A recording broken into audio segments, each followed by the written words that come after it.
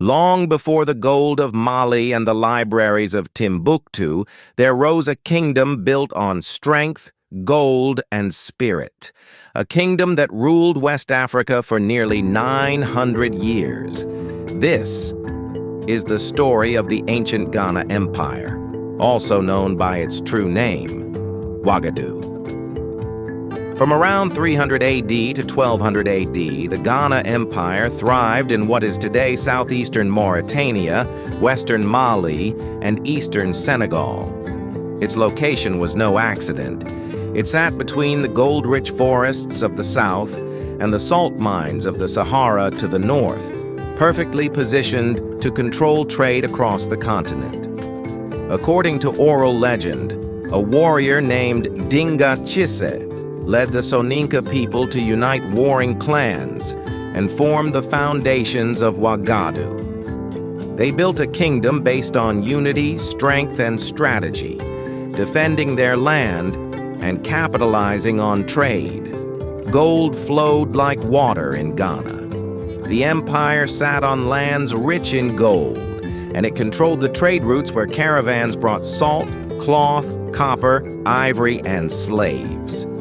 Ghana didn't just sell gold, it taxed everything that entered and left its borders. This made the kingdom unbelievably wealthy. The king of Ghana, called the Ghana, meaning warrior king, was more than a ruler. He was the heart of the empire. He commanded an army of 200,000 warriors, many armed with iron weapons.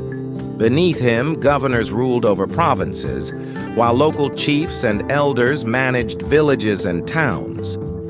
In early Ghana, the people followed traditional African religions, worshiping ancestors and nature spirits.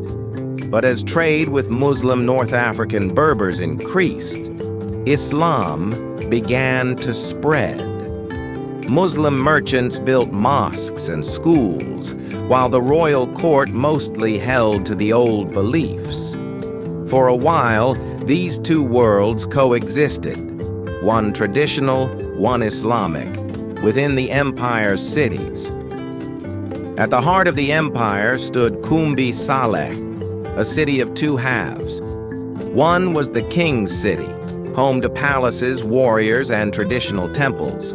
The other was a Muslim merchant city, filled with scholars, traders, and mosques built of stone. Arab historian al-Bakri described it as a thriving metropolis with markets full of gold, fabrics, and spices. But even the mightiest kingdoms fall. In the 11th century, a Muslim reformist group known as the Almoravids invaded from the north, aiming to spread Islam by force. They weakened the empire, seized cities, and disrupted trade routes. Over time, internal rebellions, new trade paths, and the rise of new powers like Mali chipped away at Ghana's strength.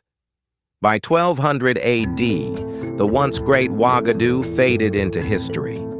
Though the Ghana Empire fell, its legacy lived on, in the empires that followed, the trade routes it built, and the wisdom it preserved. Today, the modern nation of Ghana honors its name, paying tribute to one of the greatest civilizations Africa has ever known. Wagadu may have vanished into the sands of time, but its story still echoes through Africa's soul.